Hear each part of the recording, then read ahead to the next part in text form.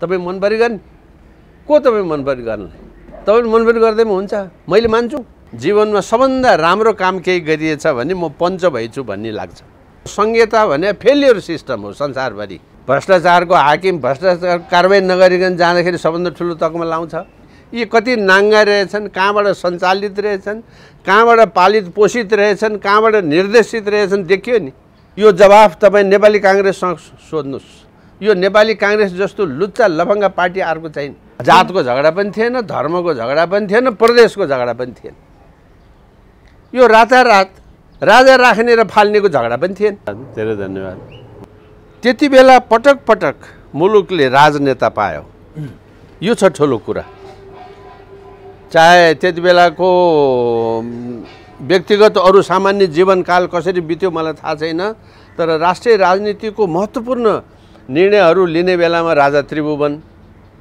पछि गएर राजा महेन्द्र कसैलाई को मनपर्ने मन नपर्ने त्यो आफ्नो ठाउँमा छ तर मुलुकलाई परिआएको बेला लिने विशेष निर्णयकर्ताहरू विश्वेश्वर कोइराला निकै पछिल्लो दिनमा आएर चाहिँ तपाईँको मनमोहन अधिकारी मदन भण्डारी उहाँहरू एउटा विशेष प्रकारको मान्छे हुनुभयो एउटा स्तरीय राजनीति गर्नुभयो नैतिक राजनीति गर्नुभयो अथवा मुलुक र राष्ट्रियतालाई मूल मुटु बनाएर बाँकी राजनीति गर्नुभयो अहिले नैतिकता हराएको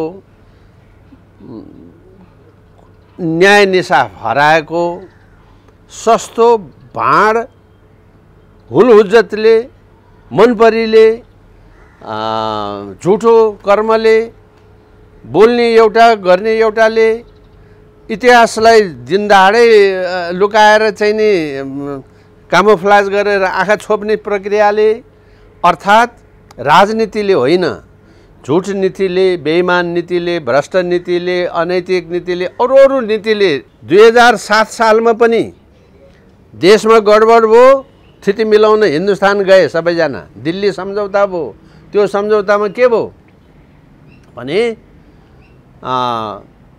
नेपालमा अब संविधान सभा मार्फत संविधान बनाउने भन्ने भयो 7 सालमै अहिले म 47 सालको कुरा गर्दैछु तर 7 सालमै त्यो भयो देशमा राजा त्रिभुवन फर्केर आएपछि राजा त्रिभुवनबाट सम्बोधन भयो राष्ट्रलाई अब उपरान्त नेपाली जनताले आफ्नो लागि आफै संविधान बनाएर लागू गर्नेछन् भनेर त्रिभुवनबाट घोषणा भयो नेपाली काङ्ग्रेसको 2/3 बहुमत भएको सरकारले त्यो संविधान सभा मानेन किन मानेन हो यो जवाफ तपाईँ नेपाली काङ्ग्रेससँग सोध्नुहोस् यो नेपाली काङ्ग्रेस जस्तो लुच्चा लफङ्गा पार्टी अर्को छैन आफैले घोषणा गर्यो वहाँ गएर दिल्ली सम्झौता कसले गरे राजा काङ्ग्रेस नेपाली काङ्ग्रेस राणा यिनीहरूले गरे त्यही नेपाली सम्झौतावाला चाहिँ नेपाली काङ्ग्रेसले देशमा संविधान सभा गरेन किन त्यो रहस्यपूर्ण छ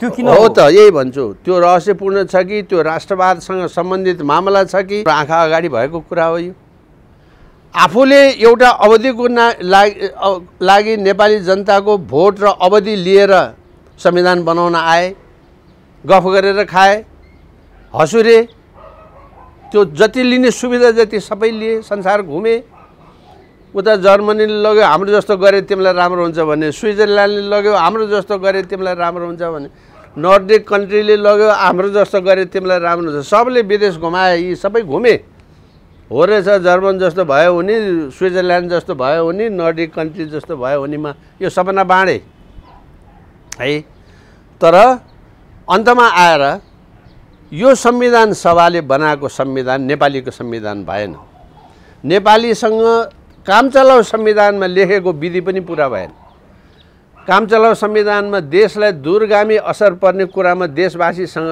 राय लिनेछ भनेर काम चलाउ संविधानमा पनि लेखेको छ नि आम देशवासीले चाहिँ नि नेपालमा चाहिँ नि कुनै धर्मको झगडा त भएको थिएन जातको झगडा पनि थिएन धर्मको झगडा पनि थिएन प्रदेशको झगडा पनि थिएन यो रातारात राजा राख्ने र फाल्नेको झगडा पनि थिएन यो कहाँबाट आयो यसको बीजारोपण कहाँबाट आयो आगो कसले जोस्यो हो यही कुरा अब बुझ्नु पर्यो नेपालीले यही कुरा बुझ्नु पर्यो नेपालीले अब बल्ल छर्लङ्ग हुँदै आएको छ हिन्दुस्तानसँग लडाइँ गर्छु भनेर आम नेपाली जनतालाई चाहिँ ट्रेन्च संहिता भने फेलियर सिस्टम हो संसारभरि लगाएर आफू चाहिँ गएर तिमीले जे भन्छौ त्यो मान्छु भनेर सही गर्दा रहेछन् नेता जति भनेर नेपाली जनताले जब बुझे भारतले नै बोल्यो त भारतकै नेता हुँदा चाहिँ नि हामी चाहिँ नि राष्ट्रवाद हाम्रो मुलुकको हितको निमित्त यो गरे त्यो गरे भनेर यहाँ ठुल्ठुला भाषण गरेर हिँड्नेलाई होइन त्यसलाई त हामीले ल्याइदिया हो भनेर उनीहरूले भन्न थाले हुँदा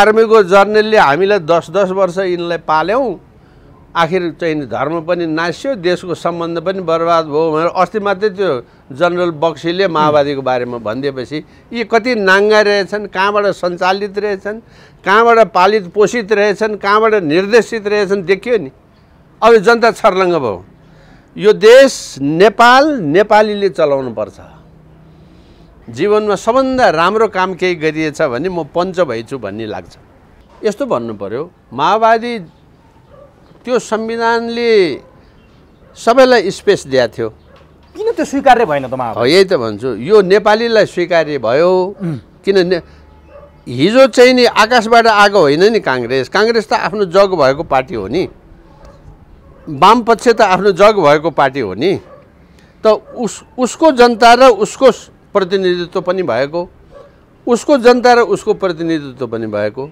200 वर्षभन्दा अघिदेखि यो देशलाई देश भनेर जोगाएर बनाउने संस्थाको प्रतिनिधित्व पनि भएको भने त्योभन्दा राम्रो प्रतिनिधित्व अरू के हुनसक्छ त्यो अब दलाल र दासहरूलाई मात्रै यो चित्त नबुझाइ रहेछ भन्ने कुरा र सञ्चालनमा आएर भएको रहेछ भन्ने कुरा त अहिले आएर प्रश्न भयो नि यिनीहरू देशकै विरुद्ध रहेछन् भन्ने कुरा देशकै विरुद्ध रहेछन् त्यति मात्रै होइन हेर्नुहोस् देश भन्ने कुरा चाहिँ यहाँनिर अलिकति भावुक हुनुपर्ने अवस्था छ म चाहिँ त्यसरी भावुक हुन्छु क्षमा गर्नु होला मेरो भावुकपनको लागि अलिकति पनि इतिहास तपाईहरु जस्तो युवाहरूले अलिकति पनि इतिहास चाहिँ नि हेर्दा पढ्दा थाहा पाइने कुरा हो सुगौली सन्धि भयो हैन सुगौली सन्धि भन्दा अघि त्यति बेलाको विश्व जित्ने विश्व नै आफ्नो कब्जामा हाल्दै ल्याएको महाराष्ट्र बेलायत त्यस्तो राष्ट्रसँग दुई वर्षसम्म लडाइँ लडेछ यो गोर्खालीले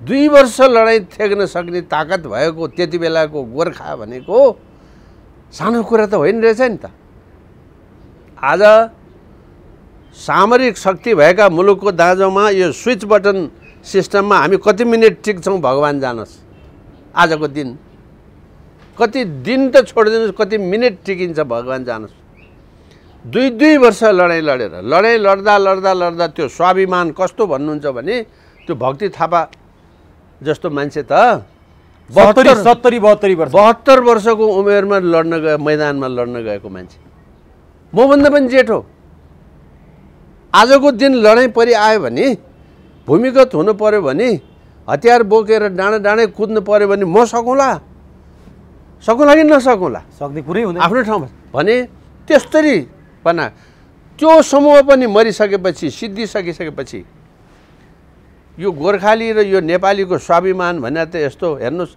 सरेन्डर गर्न भने जाने छैन सरेन्डर गर्नु भनेको त आत्महत्या गर्नु सरह हो महिलाले आइमाईले ढाडमा र छातीमा दुधे बालक बोकेर त्यसलाई पटुकाले बाँधेर खुकुरी लिएर लडेर जोगाएको देश यो तपाईँ मनपरी गर्ने को तपाईँ मनपरी गर्ने तपाईँ मनपरी गर्दैमा हुन्छ मैले मान्छु मलाई सबैजनाले भन्नुहोस् मान्छु तपाईँले भनेर किन मान्छु अब मेरो यो भाषालाई तपाईँ राजनीतिक रूपमा लैजानु भयो भने जनताले सापेक्ष र निरपेक्षको बारेमा 2 दिन तपाईँले जनमत लिने स्वाङ पनि पार्नुभयो त्यो पोका सिंहदरबारमा अहिलेसम्म खोल्या छैन कति जनताले तपाईँलाई यो चाहेका थिए कति चाहेका थिएन भनेर नेतामा दुर्दशा यस्तो भयो कि विदेशीको गुलाम हुनुभन्दा आफ्नो देशमा गएर झुन्डेर मर्छु बरु म भनेर देशभित्र आउने बिपी कोइराला पनि नेता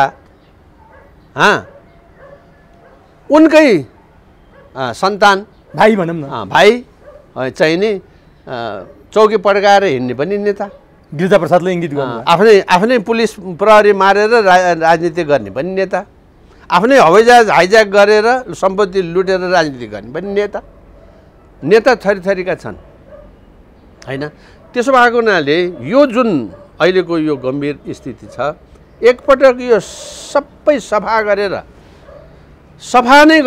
सफा चटै गरेर नफालेसम्म अब बिख चाहिँ नि माथि शरीरको टुपीदेखि पैतालासम्म बिख सरिसक्यो भने हुन्छ। म जस्तो मान्छे काम नलाग्न सक्छु, तपाईँ जस्तो मान्छे चाहिन्छ। अब उमेर पुगेको तगडा राम्रो शिक्षा भएको विश्वमा प्रतिस्पर्धा गरेर खान सक्ने नयाँ पुस्ता चाहियो। तर तपाईँहरू नै अभियान भनेर तपाईँ यो बेलामा राष्ट्रिय शक्ति अभियान चलाउनु भएको छ, त्यसैको सहयोग होइन? तपाईँले राजनीति गरेकै 50 वर्ष भइसक्यो भयो। 50 वर्षको दौरानमा तपाईँ त अब रिटायर्ड लाइफ बिताउने बेला पनि तपाईँ अभियान भनेर फेरि अझै राजनीति गर्ने, अझै पद ओगट्न खोज्ने, अझै संयोजक बिल्कुलै होइन। पदको लागि बिल्कुलै होइन। म यही त भन्दैछु। म माटोप्रतिको कर्तव्यले माटोप्रतिको कर्तव्य बिर्सिन नसकेर त्यसको चाहिँ वासनाले मलाई बिहान बेलुकै सधैँ थिच्या हुनाले मैले यो काम गरेको। मलाई लिनु केही छैन। तर अलिकति नयाँ पुस्तालाई अब अहिले यो अभियान जो हामी सञ्चालन गरेका छौँ देशव्यापी, यो नयाँ पुस्ता परिवर्तनको लागि हो। यसको उद्देश्य के हो? संवैधानिक राजतन्त्र मुलुकको लागि नहुने चिज हो। सनातन पहिचान सहितको हिन्दू अधिराज्य नेपालको पहिचान हो र नेपालको राज्य सञ्चालन विधिमा पछाडि परेको क्षेत्रलाई हेर्नुपर्छ, पछाडि परेको वर्गलाई हेर्नुपर्छ, स्थानीय तहमा भरपुर अधिकार दिनुपर्छ मात्रै होइन, शक्ति र अधिकारको हस्तान्तरण हुनुपर्छ। यसमा कुनै शङ्का छैन। तर जात भाषा र भूगोलको नाममा देश बाँड्न पाइँदैन। संहिता ठिक छैन। संसारका 2-4 देशमा संहिता राम्रो भयो होला, तर संहिता भने फेलियर सिस्टम हो संसारभरि। म तपाईँलाई यदि यो व्याख्या गरौँ भनेदेखि अमेरिकामा संहिता सफल भयो भन्दैमा त्यो संहिता नेपालमा, जर्मनमा भयो भन्दैमा, स्विजरल्यान्डमा भयो भन्दैमा, 2-4 देशमा त्यो एउटा देशको संहिता देश टुक्रेर 32वटा देश भएको उदाहरण पनि त छ नि। हामी देश टुक्राउने लग्जरी हामीसँग छैन, देश छुट्टिने लग्जरी हामीसँग छैन। यत्रो मुलुकमा राता गोरा सेता पहेँला अनुहारका, नाक चुच्चे नाक थेप्चे काला गोरा जे छौँ त्यो सबै मिलेर बस्नुदेखि बाहेक हामीसँग विकल्प छैन। जहाँसम्म पञ्चको सवाल छ, मलाई त्यति बेला पञ्च भए बापत आजसम्म जीवनमा सबभन्दा राम्रो काम केही गरिएछ भने म पञ्च भइछु भन्ने लाग्छ। म प्राउड पञ्च हुँ। जसरी म एउटा proud citizen of the country, देशको एउटा स्वाभिमानी नागरिक हुँ, मेरो जीवनकालमा एकपटक पञ्चायत व्यवस्था भन्ने व्यवस्था थियो यो देशमा, त्यो व्यवस्थाको म एउटा क्रियाशील कार्यकर्ता थिएँ भन्ने कुरामा मलाई गर्व छ। नम्बर 1 यसरी बुझौँ। कसैलाई यो घृणाको पात्र होला, मलाई गर्व छ यो। र यो बाँकी यो राप्रपा साप्रपा भने त त्यो एउटै रुखका 10वटा हाँगा हुन्। अब त्यो यता यो हाँगामा छ कि ऊ हाँगामा छको त्यति खास मतलबको विषय होइन। तर मैले चाहिँ नि त्यहाँ बस्नु र नबस्नुको पछाडि, काङ्ग्रेसमै पनि बस्नु र नबस्नुको पछाडिको मूल कुरा चाहिँ के छ भने, म आजको दिन म राजनीतिक शास्त्रको विद्यार्थी भएको नाताले भगवानको कृपाले मैले सानै उमेरदेखि विश्व राजनीति जे जति देख्न बुझ्न, मैले यसो भन्दाखेरि फेरि धाक लगाएर नभन्नु होला, सबभन्दा सानो उमेरमा एक्लै विश्व भ्रमण गर्ने र अहिलेसम्म मैले कतिपटक चाहिँ नि भ्रमण गरेर देशको प्रतिनिधित्व गरेँ मलाई गन्ती नै थाहा छैन। मैले संसार जे बुझेँ, यो पृथ्वी लोकका संसारहरू जे बुझेँ, सामान्य नेपालीको भन्दा धेरै ठुला मौका मैले पाएँ, संसार बुझ्ने मौका पाएँ। त्यो बुझाइ सबैले गर्दाखेरि आजको दिन संसारभरि राजाहरू हट्दै गएका छन्, यसमा कुनै शङ्का छैन। राजाहरू फर्किँदै पनि आएका छन्, यो पनि छ। त्यसैले त्यो उदाहरण पनि होइन। हामी जे छौँ, यी अहिले हामी जति छलफल गऱ्यौँ, एउटा नेता त बिग्न सक्ने रहेछ। स्वास्नीलाई औषधि गर्न कुनै व्यापारीले खर्च दियो भने त्यो त्यसको गुलाम हुने रहेछ। देशलाई झुक्याउँदो रहेछ, देशलाई थाहा नदिँदो रहेछ। मलाई के पनि छैन। अब अरू केही पनि नभएको नाता नभएको सन्तान नभएको ओरीलाई समेत पनि भ्रष्टाचारको यत्रो काण्ड चाहिँ जो कुरा अहिले चलिराखेको छ त उनी पनि मुक्त नभएपछि देशमा को चाहिँ मुक्त हुने त? ल अरूलाई त परिवारवादले समात्यो, ज्वाइँ जेठन साला भिनाजुले समात्यो, के गर्यो अनेक कुराहरू भन्छ। सबभन्दा फ्री हुनुपर्ने मान्छे त्यो पनि रोगी कहिले मर्ने हो ठेगान छैन, जिउमा कतिवटा किडनी राखिसक्यो त्यो पनि ठेगान छैन, शून्य र यत्रो भएको छ स्टेरोइडले त्यो कहिले जान्छ ठेगान छैन। त्यस्तो मान्छेलाई पनि भ्रष्टाचारको आरोप हुनु भनेको र शक्तिको चाहिने आसक्ति हुनु भनेको, संसारको यो शक्ति सन्तुलनको प्रथा नै भताभुङ्ग पारिदिने रहर हुनु भनेको यो सानो चिज होइन। हेर्नुहोस्, मान्छे भने यस्तो हुँदो रहेछ, शक्ति भने यति खराब। त्यसकारण त्यहाँ सन्तुलन आवश्यक छ। यो राजनीतिक व्यवस्थाको ब्युटी, यो सबभन्दा राम्रो चिज यही हो। जहाँ सन्तुलन गुमायो खेल खतम, सन्तुलन सिद्धियो कि खेल खतम भयो। अब अहिले त्यही खेल खतमको नमुना हामी भोगिरहेका छौँ। न्यायालय हेर्नुहोस्, प्रधान न्यायाधीशहरूको बारे यस्तो निजी घिनलाग्दा कुराहरू सुनिन्छ होइन। भ्रष्टाचारको हाकिम भ्रष्टाचार कारबाही नगरिकन जाँदाखेरि सबभन्दा ठुलो तकमा लाउँछ होइन। बजारको गति यस्तो छ, रोगको गति यस्तो छ। अब नेपाली भएर बाँच्नु र नेपाली हुनु त एउटा पासपोर्ट लिएर तपाईँ विदेश जानुभएको होला, कुनै पनि विदेश गएको नेपालीलाई सोध्नुहोस्, कुनै संसारको कुनै एयरपोर्टमा नेपाली पासपोर्टको बेइज्जती तपाईँ त्यहाँ गएपछि मात्रै मरौँ कि बाँचौँ कि ताजमानीमा डुबेर मरौँ जस्तो हुन्छ तपाईँलाई। त्यो देशको स्वाभिमान यदि बाँकी छ भने तपाईँलाई नेपाली हुने रहर हुँदैन। यहाँ मान्छेलाई चाहिँ नि यहाँ 2 दिन यसो अलिकति सकस शास्त्रीको कुरा भयो भने बेकारको चाहिँ नि यो चाहिँ नि राष्ट्रको कुरा गरेर त्यही मारुति वहाँ 4 लाखमा चढ्न पाइन्छ, यहाँ 20 लाख। ल मारुति चढ्ने रहरको लागि ऊ नेपाली नागरिकता छोड्न तयार छ। तर स्वाभिमान भने यस्तो चिज हो। अहिले देख्नुभयो नि हालसालै यो 2टा महिलाको कस्तो गजबको, एउटा थारू महिला जो स्वाभिमानी माटोको नेपाली छ, त्यो नेपाली के बोल्छिन् र के भन्छन्। बिहा गरेर आएको उसलाई उतै जानु छ, ऊ नेपाली जो आफूलाई नेपाली भन्छन्, सांसद दुईटै सांसद एकदम नेता महिला, यति फरक छ। कसैले लुटेर गोली हानेर सिक्किम विलय भएको होइन नि, आफ्नै देशको जनताले विहीन अवस्थामै यो देश हामीलाई चाहिन्न भन्ने प्रतिनिधि कस्तो प्रतिनिधि होला? यो त हेर्नुहोस्। अब त्यसकारण राज संस्थाको कुरा छैन, जरुरी कुरा हो। त्यही कुराले तपाईँको पार्टी परिवर्तन, राज संस्थाको कुरा जरुरी कुरा हो। मेरो जीवनकालसम्म कमसेकम अर्को 200 वर्ष पछाडि नभए नि हुन्छ कि 400 वर्ष पछाडि पो चाहिन्छ कि नभए नि हुन्छ कि, त्यो मलाई केही आपत्ति छैन। आजको दिन नेपालमा राज संस्था भएन भने यस्तै नेताहरू हुन्छ। यी नेता भनेको देखिहाल्नुभयो मैले व्याख्या भए। त्यसैले राज संस्थाको विषयको कुरामा अब मैले काङ्ग्रेसमा गिरिजाबाबुलाई सघाएकै हो। जुन दिन उहाँले 2 पिलर सिस्टमको व्यवस्था नेपाली काङ्ग्रेसको विधानबाट हटाउनु भयो। 2 पिलर सिस्टम भनेको प्रजातन्त्र पनि चाहियो, राजतन्त्र पनि, राज संस्था पनि चाहियो, जो बीपीदेखि जो चली भनी आएको चिज हो। त्योबाट उहाँ जब मुक्त हुनुभयो, मैले धन्यवाद तपाईँको सांसद, म सांसद थिएँ त्यति बेला, सांसद हुँदाहुँदै काङ्ग्रेस सांसद हुँदाहुँदै मैले जबरजस्ती राजीनामा गरेर मलाई यो सांसद पनि चाहिँदैन, म तपाईँसँग बस्न पनि सक्दिनँ भनेर छोड्या मान्छे हो।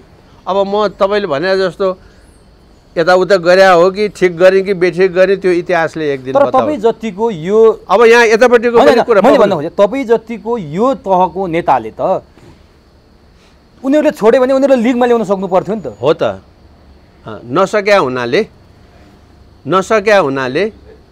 अहिले मैले यो अभियान खोल्या। म उनीहरूलाई मैले लिगमा ल्याउने कोसिस गरेँ। राप्रपा नेपाल 24 सिट मेरो पसिनाले पनि आएको।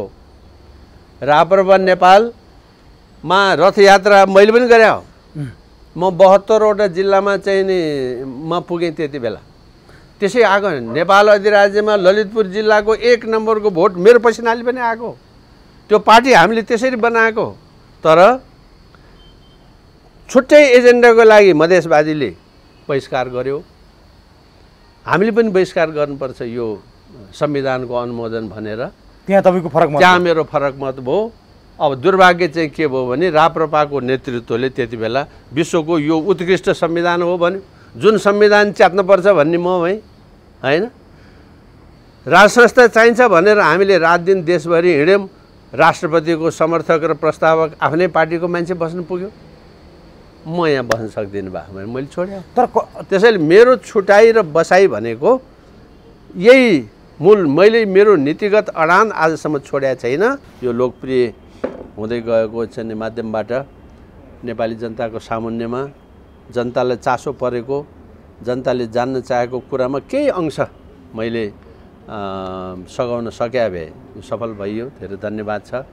नभए फेरि कोसिस गरौँला। हस्, है, धेरै धन्यवाद।